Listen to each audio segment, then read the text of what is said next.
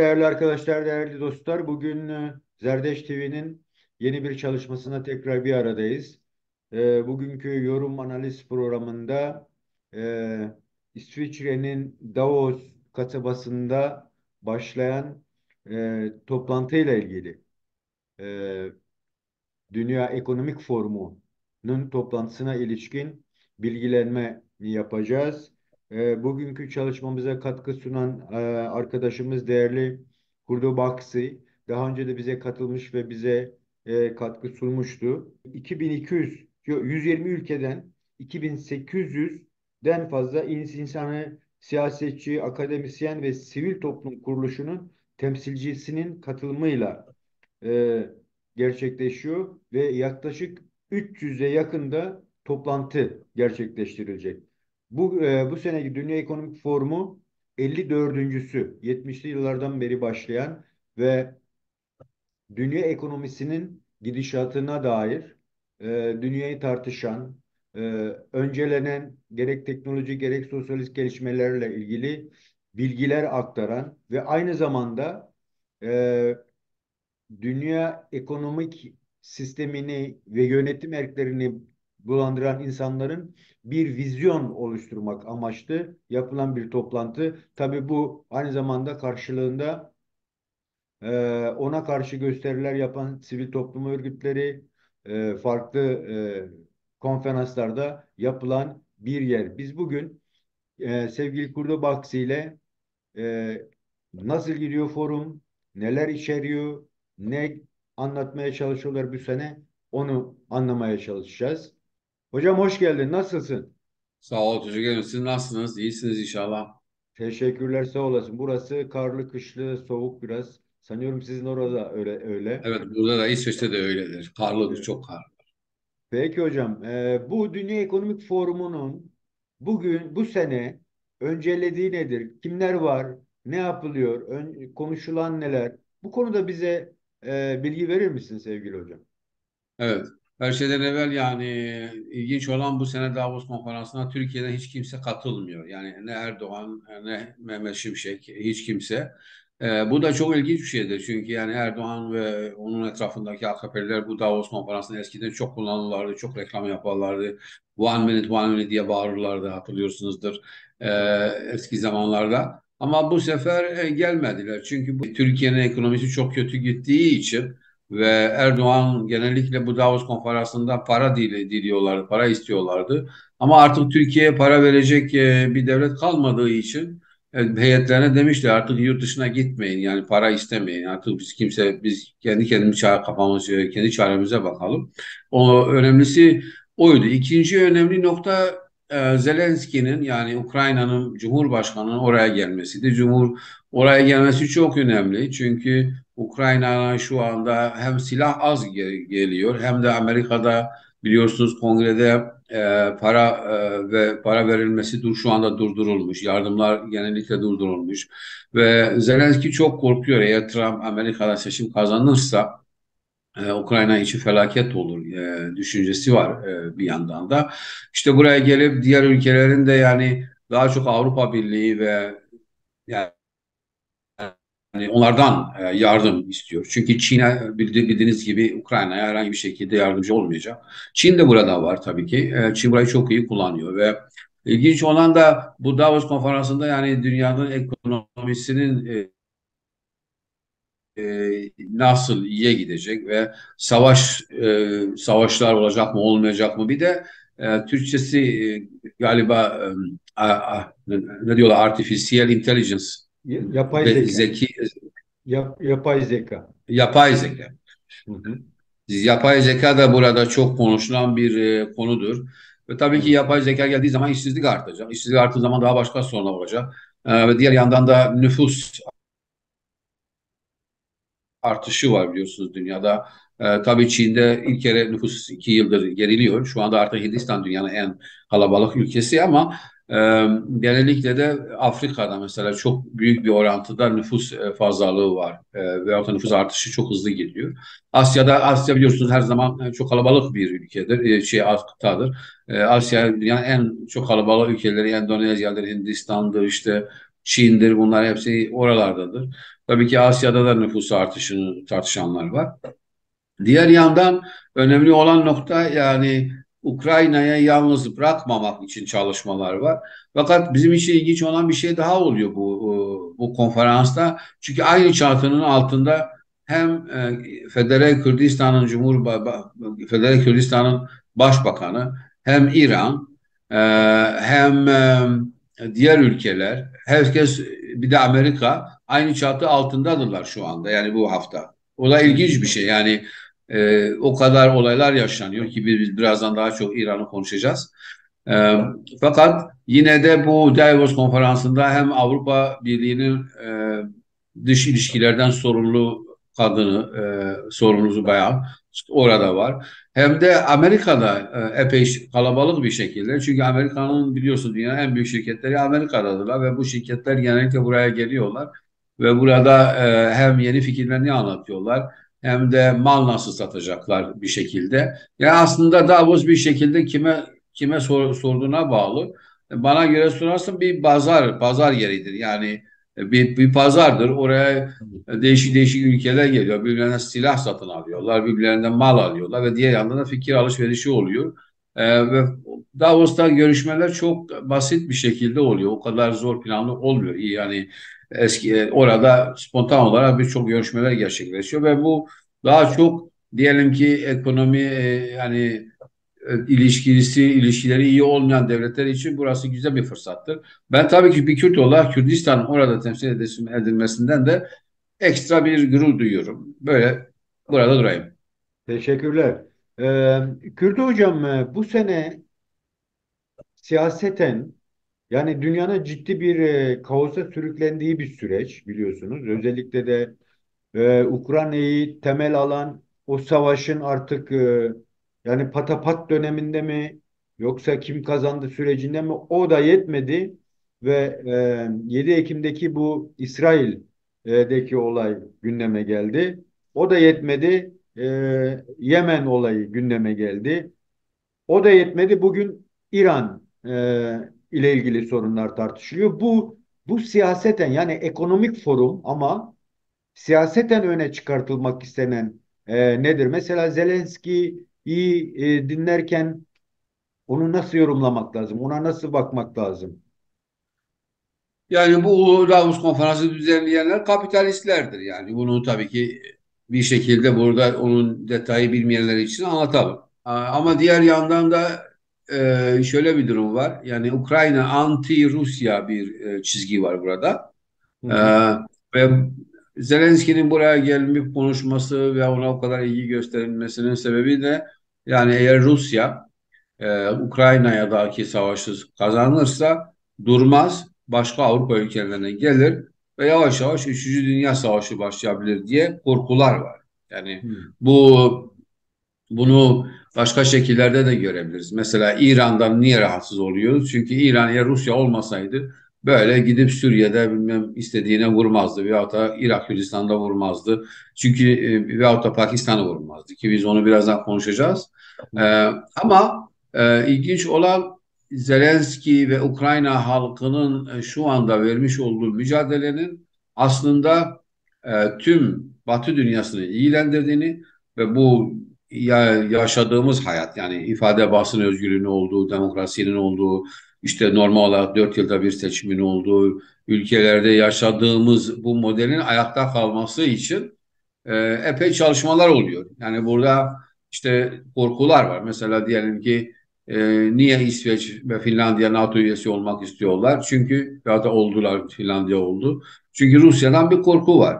Yani aslında Davos'taki konferansın ana temeli şudur: Çin'le iyi ilişkileri geliştirelim. Belki yani Çin Rusya yardımcı olmasın. Biz ilk önce Rusya'yı durduralım, sonra Çin'e bakarız gibi Evet. bir siyaset var şu anda. Hı hı. Peki hocam, bu Çin ve Sovyetlere karşı bu duruşta öne Rusya'ya gelen karşı. Rusya'ya karşı yani şeyi de gündeme geliyor mu gerçekten? Ukrayna'yı baz aldıklarında Avrupa'nın tutumu da mesela Almanya'nın işte İsrail'e yaklaşımı vesaireye de baktığımız zaman Bu ekonomi dışında siyasetlere baktığımız zaman siyasette öncelediklerine, yani sivil toplum kuruluşları bu konularda ne diyor? E, Öne çıkan görüşler neler bu konuda? Evet. Şimdi her şeylerle Avrupa Birliği dediğimiz zaman çok karma karışık bir olaydır. Yani mesela Macaristan kendi başına bir siyaset yürütüyor Avrupa Evet, Birliği'nde. evet, Diyor ki Rusya ile iyi geçineceğim. Yani çünkü şöyle diyebiliriz. Yani Rusya ile Avrupa ülkelerine konuştuğumuz zaman şöyle bir soru sormamız lazım. Acaba hangi ülkeler Rusya'dan doğal gaz satın alıyor? Bu çok önemli bir şey. evet. Çünkü doğal gaz alan ülkeler Rusya'da karşı çok az konuşuyorlar. Ama doğal gaz satın almayanlar daha başka bir şekilde konuşuyor. Bir de şöyle bir olay da var. Yani bu kadar Avrupa Birliği kavga ediyor, sert laflar söylüyor, sert demeçler veriyor ama Rusya'yla hem Çin'le hem Rusya'yla ekonomi ilişkiler hala devam ediyor. Bilhassa e, Çin piyasası onlar için çok önemlidir. Yani gelirler işte bir gece yarısı bir demeç verirler Çin hakkında ters bir demeç. Ama sabahleyin şirketleri mal satın almaya devam ediyor. Çünkü 1,5 milyar insan var Çin'de ve tabii ki burada satın alma gücü çok güçlüdür.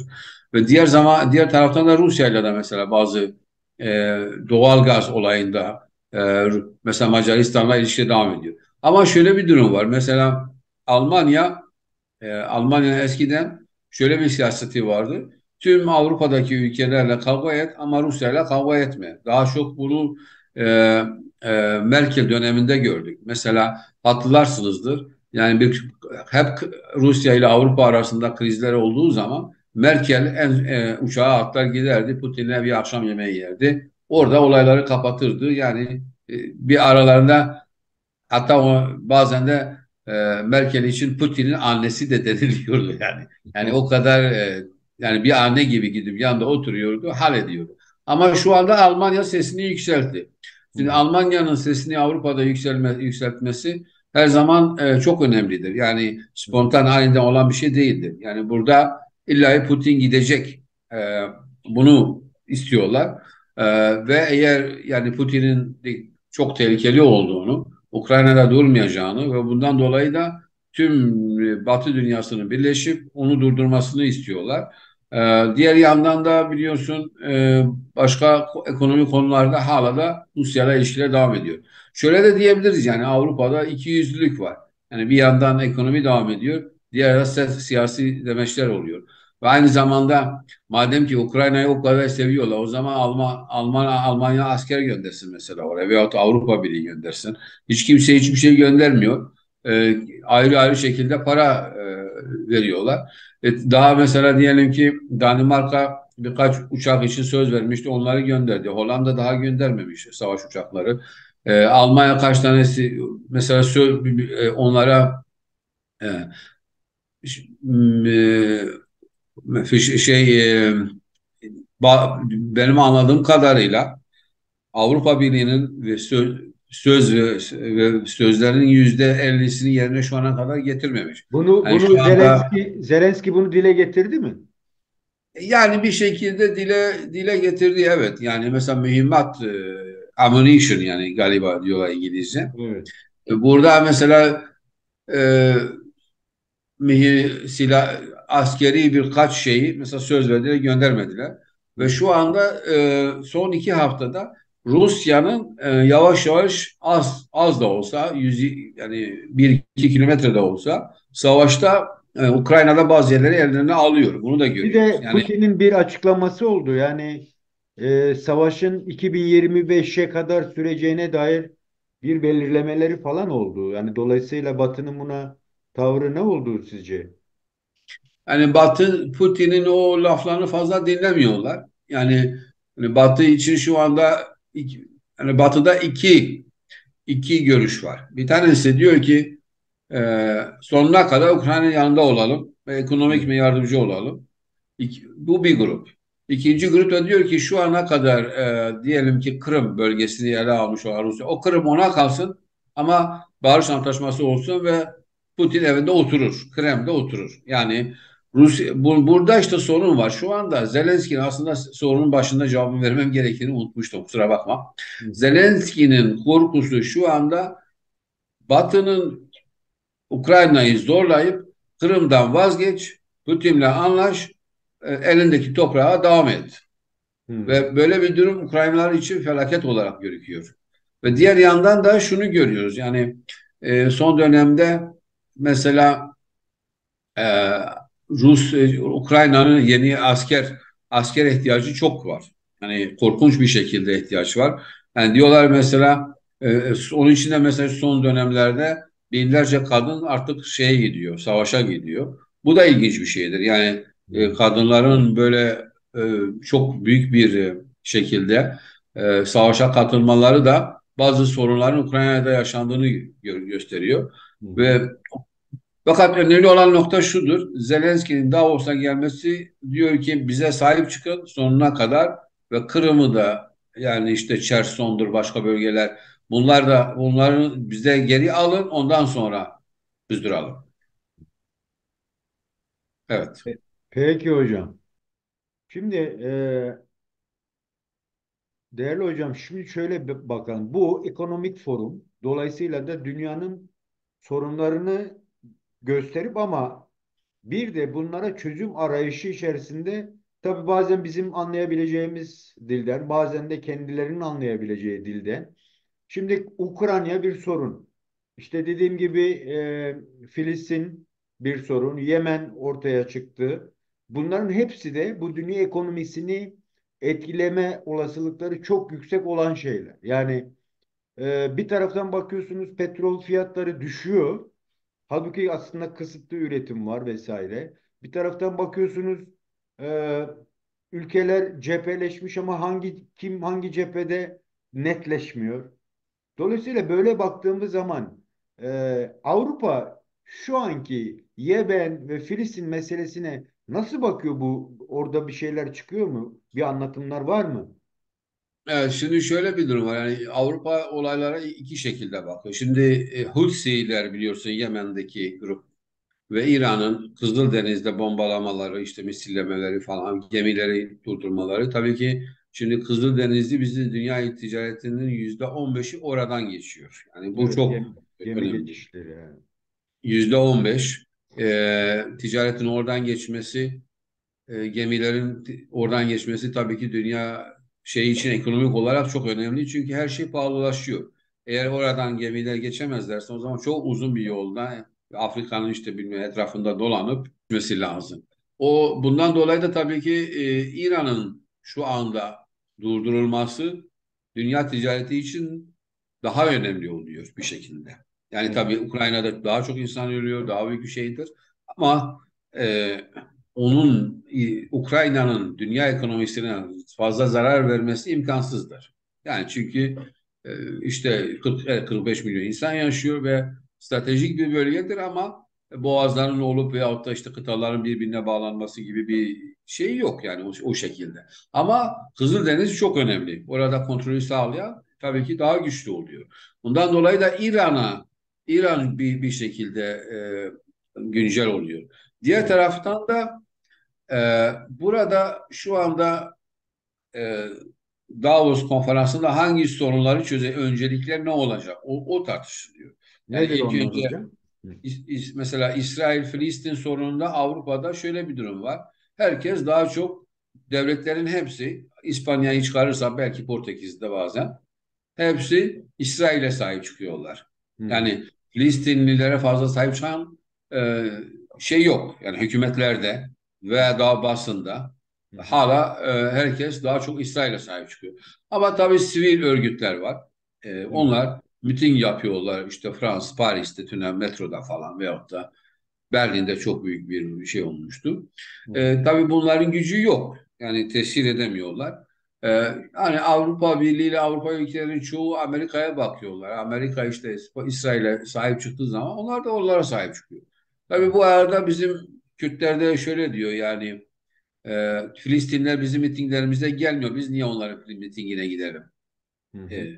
Yani Kürtler mesela tamam onlar da mazlum, biz de mazlumuz ama Yahudiler de mazlum. Yani çok zor bir durumdalar. Evet. Tabii ki işte biz daha çok gördük. Halepçe'de böyle oldu, Kobani'de böyle oldu. Bize kimse sahip çıkmadı. Tabii ki şöyle bir durum var. Yani bizim trajedileri arasında aslında bir yarışma olmaması gerekir. Ya, Yani herkesin kendine göre bir trajedisi var ve saygımız var. Fakat bu konuda İlginç olan şöyle bir durum var. Yani eğer 22 tane Arap ülkesi Filistinlere sahip çıkmıyorsa Avrupa Birliği'nin de çıkmaması bence çok doğaldır. Yani normal bir şeydir. İlk önce Mısır diyelim. Mısır girip bugün hatta Suudi Arabistan veyahut da başka bir ülke 22 tane Arap ülkesi var. Bunlar şu ana kadar Gazze için ne yaptılar? Mısır'da pardon Suudi Arabistan'da işte bir futbol maçında e, Filistinlilere destek verin pankartı asacaktı. O adamlar dövüldüler. Yani stadyumdan atıldılar. Hatta biliyorsun bu Galatasaray ile Fenerbahçe evet, arasında Süper Kupa maçında da böyle ona yakın bir şekilde bir pankart vardı. Onu mesela yasakladılar. Giremezsin bu Filistin'e destek falan olamaz evet, diyorlar. Tabii şimdi biz eğer kendi kardeşinden, abenden bir yardım alamıyorsan tabii dışarı çıkıp da işte dünya, Avrupa Birliği ve de Amerika bilmem kim bize gelsin sahip çıksın zor bir şeydir. evet. Bu bir. O ikincisi de ekonomik olarak şimdi Ukrayna savaşı biraz geride kalıyor yavaş yavaş. Daha çok yani İran'a bundan sonra çünkü İran yani dünya ekonomisini bir gün tehdit eden siyasi konuşmuyorum yalnızca. Burada önemli yani soru hani Ekonomik. sordunuz ya ekonomik olarak da Ya, ya, Davos ya. konferansı. Ya, İran'ın büyük bir tehdit olduğu artık söyleniyor. Ve görünüyor. bundan sonra İran'a karşı yapılacak olan bir siyasetti çok ilginç görüyorum. Yani benim için çok ilginç olacak önümüzdeki günlerde.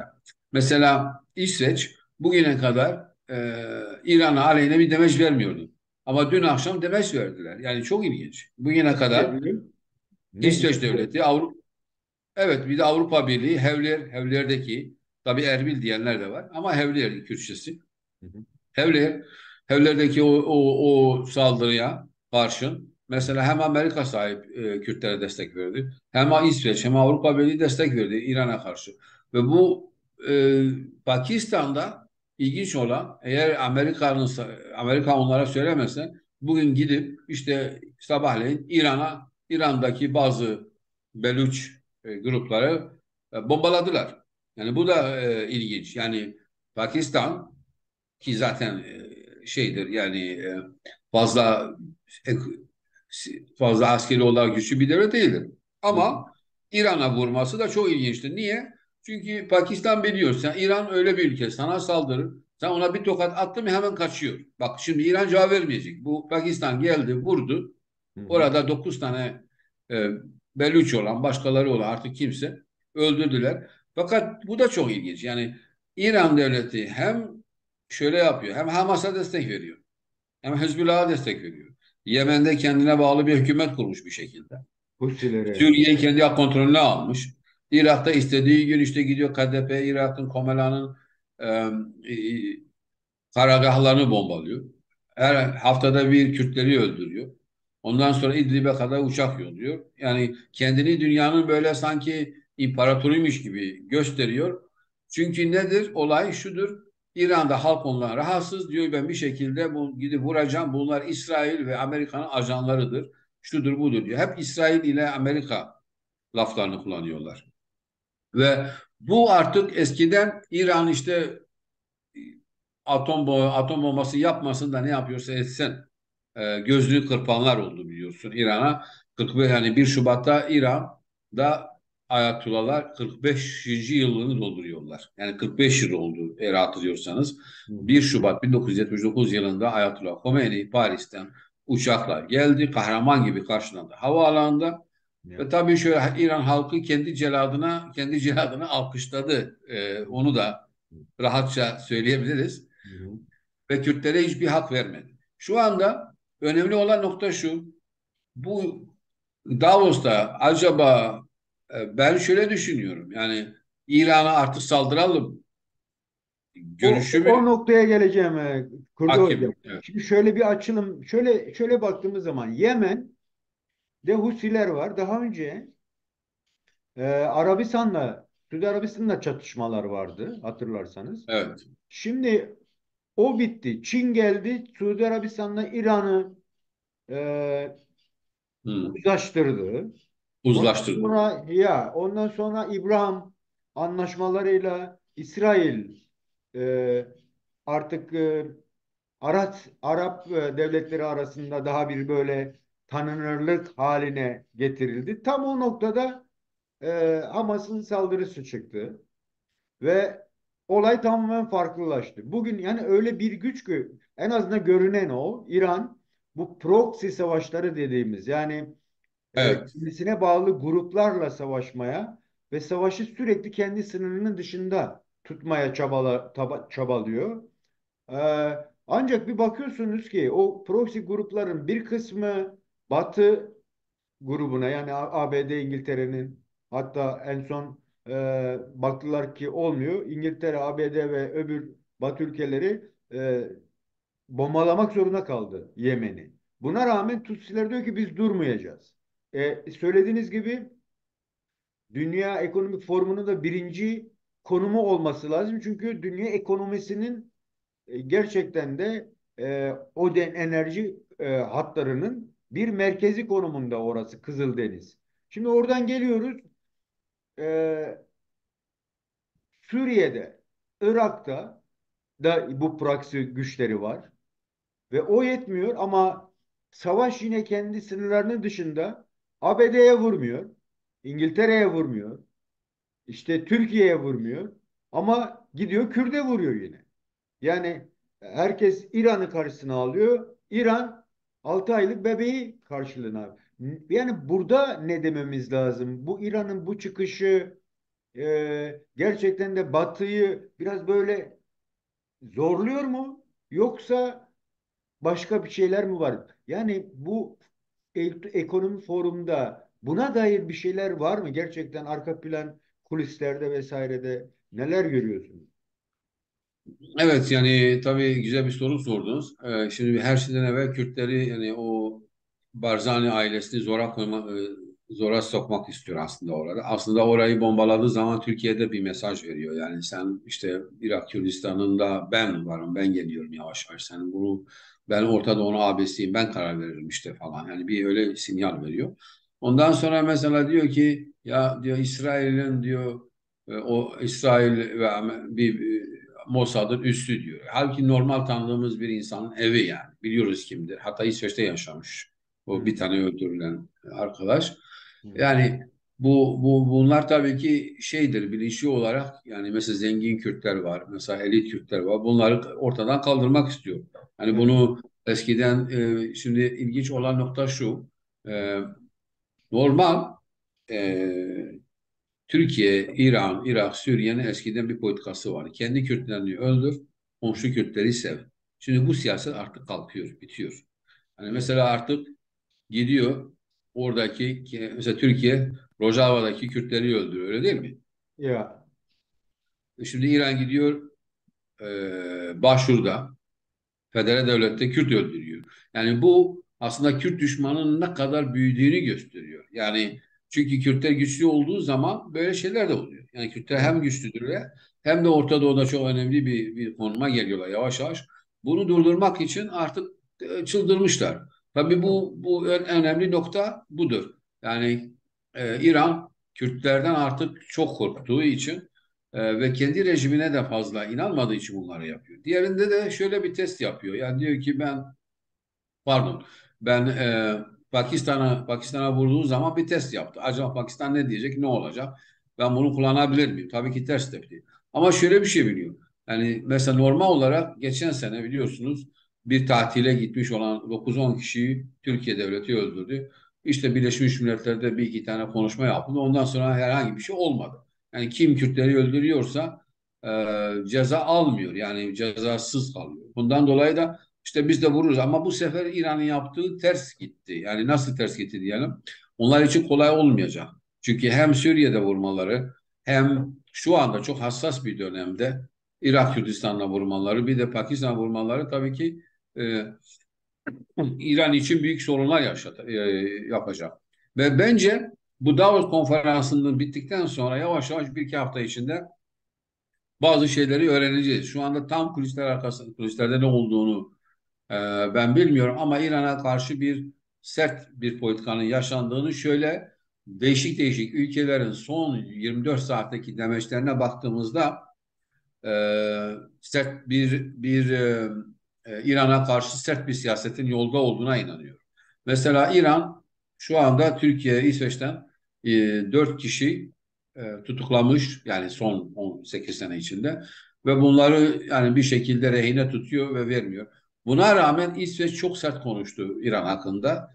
E, Hı. Ben mesela Avrupa Birliği'nin demecine bakıyorum, Amerika'nın bakıyorum ve İran'a karşı yeni bir savaşın olacağını, hatta şöyle de diyebilirim, İran'daki Kürtlerin de çok önemli bir yere geleceğini e, ve bu yeni durum Erdoğan'ı da çok zora koyacak. Çünkü eğer Erdoğan'a diyecek de Amerika diyecek ki gel benimle gir işte sahada İran'a vur.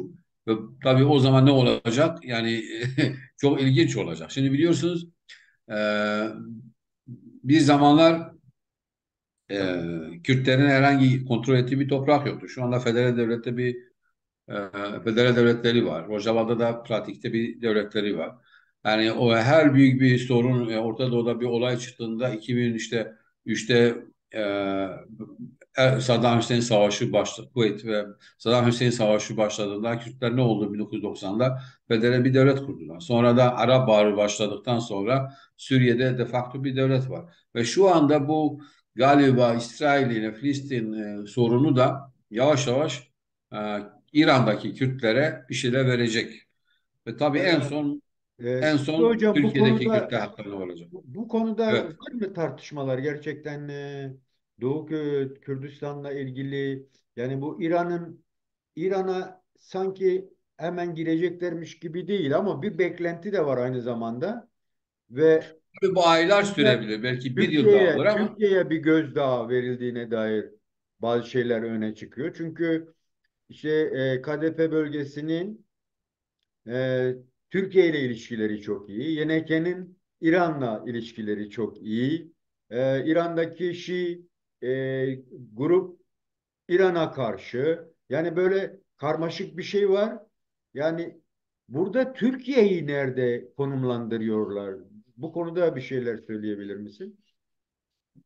Avrupa veyahut da Batı artık Türkiye'yi bir dost olarak görmüyorlar. Zaten kaç senedir Erdoğan'ın hani ifade özgürlüğünü kaldırması, Kürtlere karşı düşmanlığı, işte komşu ülkeler saldırmasından dolayı bir e, mecburi bir tanıdık gözüyle bakıyorlar yani ona. Ve Türkiye bu olaylarda şöyle bir İsrail-Filistin sorununda zaten Hamas'a destek verdi. Hamas'a destek verince burada iyi sanki İran'a destek vermiş oluyorsun. Yani herhangi bir fark yok. Bu iri yani Türkiye'nin durumu çok zor olacak diyorum yakında. Çünkü artık şu anda 31 Mart'ta seçimler de var, yerel seçimler. Tabii daha çok mesela seçimden dolayı işte Amerika'ya karşı, Avrupa Birliği'ne karşı çok sert konuşmalar yapacaklar ama şu anda artık Erdoğan'ın Türkiye'de siyaset yapmasını artık kimse istemiyor. Çünkü dünyanın ekonomisi, konjonktürü, dünyanın gelişmesi, yani artık mesela çok meşhur diplomatlar bana diyorlar galiba Türkiye kendi kendine bir gezegendir diyorlar. Dünya ile alakası yok yani. Çünkü orada mesela diyor birisine sen Kürtçe konuşamazsın ya da Kürtçe isim takamazsın bilmem işte. Yani Türkiye'yi normal bir devlet olarak görmüyorlar. Ve bu son dönemde e, yani bir de şöyle ilginç bir şey de var. Mesela eskiden Atatürk için hani iyi bir adamdı falan derlerdi. Fakat ama şimdi o da kalktı. Yani Kemalizme karşı da büyük bir nefret var. Ve İslamizme de büyük bir nefret var Türkiye mesela dünyada. Bu da çok ilginç bir nokta. Yani eskiden biz Kürt olarak derdimizi anlatmak istiyorduk. İşte böyle dilimizi serbest bırakmıyorlar. Kendi haklarımızı alamıyoruz falan. İşte laiklik var falan diyorlar. Türkiye'yi savunuyorlardı. Artık o kalmadı. Erdoğan'ın gelmesiyle ee, yani hiçbir Türk Cumhurbaşkanı Erdoğan kadar e, bir Türk devletinin anatomisinin o kötü anatomisi, o kötü ruhunu dünyaya gösteremedi. Yani bu noktada da Erdoğan'a teşekkür etmek gerekir ki bizim başımıza gelenleri dünya anlayabildi onun sayesinde. Yani eğer orada yani öyle bir şekilde Kürtlere karşı sert bir siyaset uyguladığı için Bir de Rojava'ya girdiği için dünyadaki halklar bizim durumumuzu anlıyorlar artık. Diyorlar biz Erdoğan'ı gördük, 5 saniye gördükten sonra Kürtlerin başına ne geldiğini hemen anlıyoruz yani. Bu da hakikaten hiç mesela Paris'te, Londra'da, işte Madrid'de görüştüğüm diplomatlar mesela var. Bana bu şekilde anlatmaları beni çok sevindiriyor tabii diyorlar. Yani bir yandan da Kürtler Erdoğan'a teşekkür etsinler çünkü onun kadar zalimliği gösterebilecek başka bir Türk şu anda yok. Peki hocam. Tam bu noktada bu Hevler'deki olaya geldiğimizde bu saldırıyla beraber hakikaten ciddi çıkışlar da oldu. Sanıyorum Kürtler de bir bildiri yayınladılar. E, Bu konuda bize ne diyorsunuz? Bir de hem bu bildiri hem de Batı'nın buraya bakışı. Yani Kürtleri önceleyen bir şey mi? İran'a aşırı baskı mı? Yani öne çıkan ne? Burada Kürtler mesela oradaki diyelim ki diplomatik ilişkilere baktığımızda Kürtleri nasıl görüyorlar bu olaydan sonra? Evet, her şeyden evvel tabii benim ile başkalarının da katıldığı 512 kişi bu sabah bir bildiri yayınladık. İran'ın Kürdistan'daki siyasetini protesto ettik. Bu katliamlara artık son verilmesi gerektiğini yazmıştık. Ve bu bildiride de Avrupa Birliği işte Birleşmiş Milletler'in Kürtlere sahip çıkmasını ve onların sorunları anlaması için şey istemiştik, yardım istiyoruz. Ve burada değişik partili başkanları var, gazeteciler var, entelektüeller var. İşte yani toplumun her kesiminde diasporada ve Kürdistan'da yaşayan şahıslar beraber bir bildiri yayınlamaları da güzel oldu. Yani 500'ün üzerinde Kürt beraber bir şey yayınlamışlar. E, Ben buna çok seviniyorum.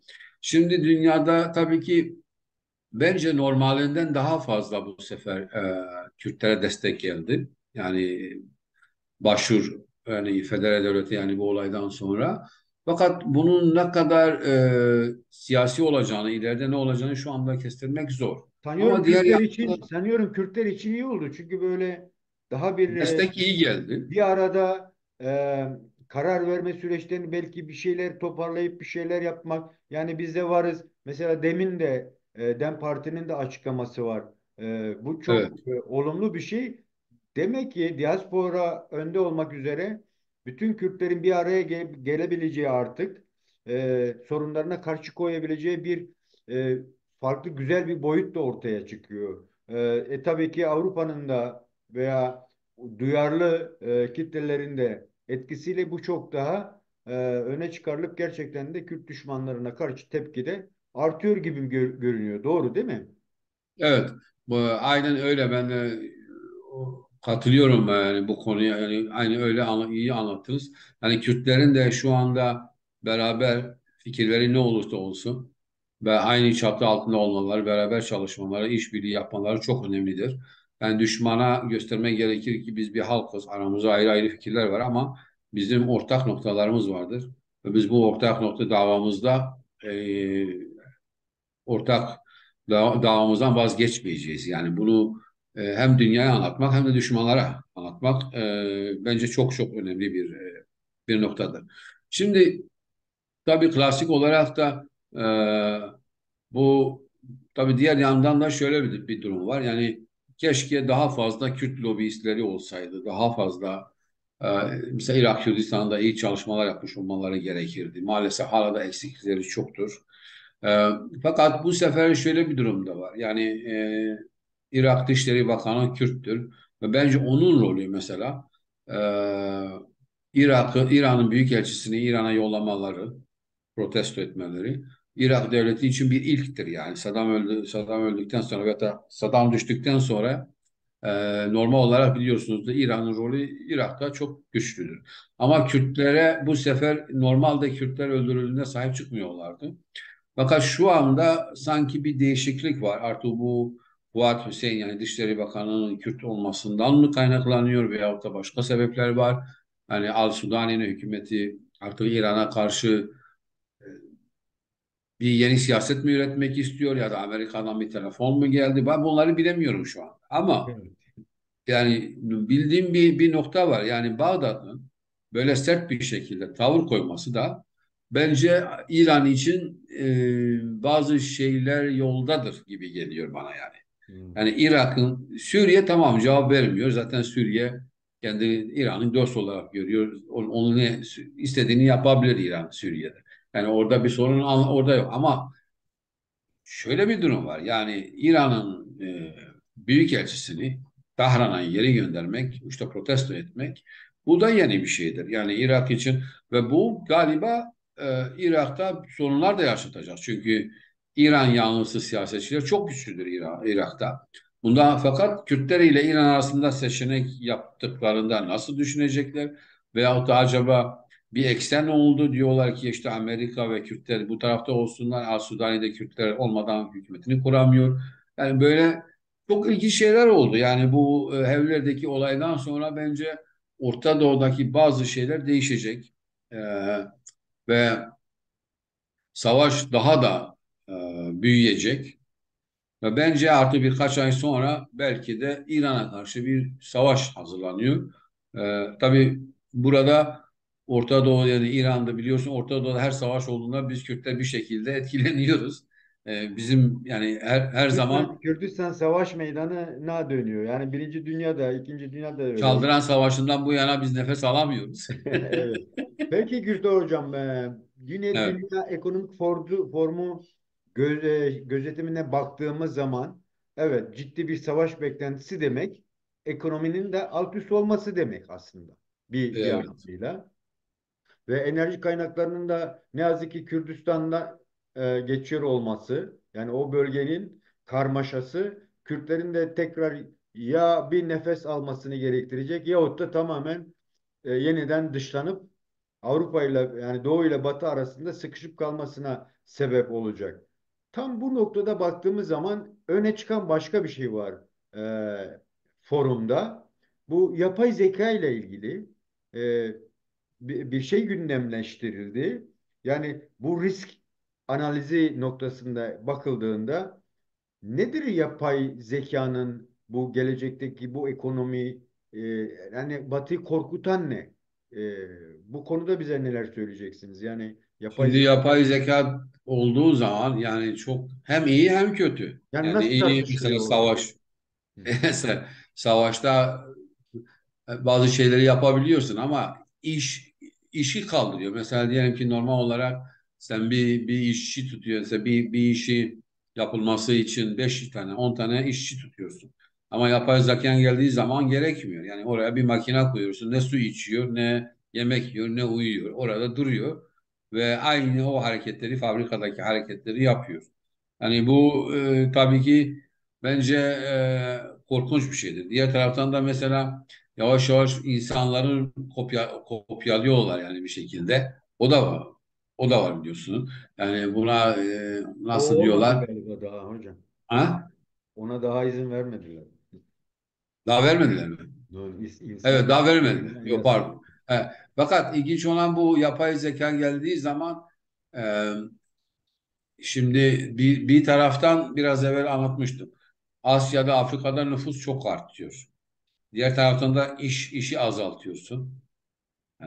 Yani çok anormal bir şey. Şimdi size geçenlerde dünya nüfusu 8 milyarı geçti bildiğim kadarıyla. Ve tabii ki bu yani son dönemlerde dünya nüfusu çok arttı. Şimdi bu aynı zamanda baktığımızda tarım da geriye gidiyor mesela. Bazı çok şey geriye gidiyor. Yani artık insanlar yavaş yavaş zor bir ekonomiye doğru gidiyorlar. Şimdi yapay zekanın gelmesi ben şahsen istemiyorum. Yani ben diyorum ki bu işsizliğe büyük bir sorun yaratacak ve bir şekilde de ee, Avrupa'da olsun, Batı'da olsun yalnızlığı da artıracak. Yani insanlara artık insan lazım olmayacak. Göçler de çok azalacak. Yani bundan dolayı da ben yapay zekayı şu anda iyi görmüyorum. Peki hocam, bu dediniz ya pazar, burada pazar gibi bir şeydi. Öne çıkan şeyler ne? Yani Çin mi öne çıkıyor bu noktada? ABD mi yoksa Avrupa, Orta Avrupa mı? Yani sonuçta çünkü teknoloji bunlarda, bilim bunlarda. E, Çin'e nasıl bakılıyor? Çin'i nasıl görüyorlar? Veya Çin neler yapıyor, kimin neyin pazarlığını yapıyor şu an. O pazarla ilgili de bize son olarak bir şey söylersen. Evet, şimdi Çin onlar için bence geçen sene Davos konferansında Çin daha çok önemliydi. Niye? Çünkü o zaman dediler ki işte yakın bir zamanda Çin'in ekonomisi Amerika'nın ekonomisini geçecek. Ne zaman? En geç 2035 veyahut da bilmem ne. Ama son dönemde gelen istatistikler, yeni rakamlar Çin'deki ekonominin çok kötüye gittiğini gösteriyor. Ve artık hatta diyorlar ki hiçbir zaman yani şu anda görüken o ki yani en yakın 30-40 yıl içinde Çin'in ekonomisi Amerikan ekonomisini geçemeyecek. Çok büyük bir gerileme var. Yani Hmm, Çin'de beklenen normal işte bir zamanlar %10 ekonomi artıyordu her sene. Ama şimdi bu seneyle geçen senenin ekonomisi son 30 yıl yani daha Xi Jinping Cumhurbaşkanı olmadan evvel 2013'tün yazında hı hı, 30 yılın en kötü rakamları şu anda Çin'de var. Yani ekonominin çok gerilemiş olduğu bir dönemden geçiyor. Bundan tabii ki hem şöyle bir durum var. Yani bu Avrupa için hem iyidir hem kötüdür. Yani nasıl hem iyidir hem kötüdür? Amerika için daha çok. Yani dünya diyelim ki Batı Çin'in Amerikan ekonomisini işte geçmesini istemiyor. hı Ama hı, diğer yandan da eğer Çin'in ekonomisi ne kadar azalırsa o kadar daha az fabrikaları olacak, daha az işçileri olacak, daha az mal alacaklar başka ülkelerden. Yani bizden diyelim. Kanada'dan, Amerika'dan, işte hı hı, İsveç'ten bir. Ve Çin'in yani güçlü olması ekonomik olarak bir aşamaya kadar istiyorlar ama ondan sonra istemiyor. Diğer yandan da şu anda son 30 yıldır Avrupa Birliği'ni ve Avrupa'nın daha çok ve Amerika'nın Çin'e karşı bir siyaseti vardı. Ya biz eğer onlarla ticaret yaparsak, Çinlileri zengin edersek, onlar da ifade özgürlüğü konusunda daha çok duyarlı olacak ve gazeteler serbest olacak. Fikir üretme, fikirlerini herkes rahat söyleyebilecek. Ama şu anda öğrendiler ki Çin devletinin siyaseti şu diyor ki senin cebine para koyacağım ama ağzını kapatacaksın. Konuşmayacaksın. Bu siyaseti yapıyorlar. Yani bu da artık Avrupa dediği bir şey. Artık bunu biraz dikkatli olmamız lazım. Diğer taraftan eğer Çin ekonomisi daha güçlü olsaydı belki de Tayvan'ı işgal etmek isterlerdi. Ama şu andaki ekonominin böyle olması Tayvan için e, çok önemli. Seçimlerde biliyorsunuz ki anti-Çin partisi kazandı orada geçen cumartesi günü. Ve bundan dolayı da aslında artık Çin değil daha çok şöyle diyebilirim. Yani savaşlar ve Pakistan'ın çıkışı burada bize neyi gösteriyor hocam? Yani Çin'e biraz daha Pakistan'ın yakınlaşıldı çıkışı mı? Pakistan Hindistan'la biliyorsunuz ki 1947'den bu yana sorunludur. Bak Hindistan'dan nefret ederler.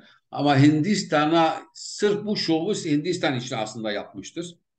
Yani bak ben hala güçlüyüm benimle uğraşma gibi bir sinyal Hindistan'a veriyor. Diğer tarafta İran'a da söylüyor ki bak sen bir daha vurursan ben gelirim Tahran'da da bombalarım seni. Çünkü Amerika arkamda var. Heh, o arkasındaki güce güveniyor. Benim anladığım bu. Belki yanlış analiz ediyorum ama ben böyle anlıyorum. Peki. Ben tanıdığım Pakistan odur. Amerika ona sinyal vermezse vallahi evinden çıkmaz, bir tur bile atmaz. Yani oradaki siyasetçiler Amerika'ya bakarlar, oradaki emri göre hareket ederler. Sonra giderler Amerika'dan almış oldukları parayı cihadistlere de verirler. O Bu başka bir aynı tartışma. zamanda Çin'e de gözdağı değil mi? Tabii tabii bu Çin için de çok önemli bir noktadır. Ve hatta yani bu şöyle de diyebiliriz. Yani bu Tayvan için bile iyi bir noktadır yani. O kadar da diyebiliriz. Peki hocam. Ee, Değerli arkadaşlar, değerli dostlar, bugünkü çalışmamızın sonuna gelmiş bulunuyoruz. Bugün Davos Dünya Ekonomik Forumu'nun neler düşündüğünü, nasıl olduğunu, dünyaya nasıl baktıklarını, onun yani bir taraftan ekonomilerin kötüye gitmesi, bir taraftan sosyal çalkantılar, bir taraftan savaş beklentileri ve bir taraftan da teknolojinin getirmiş olduğu baskıdan dolayı yani belki önümüzdeki süreçteki işsizliğin artışı ve bunun toplum üzerine getirebileceği baskılara ufak değinmelerle ön açmaya çalıştık. Kürdi Hocam, son olarak neler söyleyebilirsiniz? Bu konuda da bize bir şeyler söyle, ondan sonra programı sonlandıralım hocam.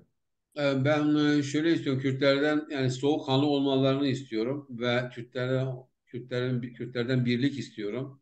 Çünkü İran devleti, Suriye devleti, Türkiye devleti veyahut da Irak Kürtleri öldürdüğünde sormuyor hangi partidensen, hangi lehçe Kürtçe konuşuyorsun. Onun için biz de birlik beraber olmamız lazım her zaman. Peki, çok teşekkür ediyorum. Görüşmek üzere, hoşça kal hocam. Hoşça kalın. Ben teşekkür ederim size.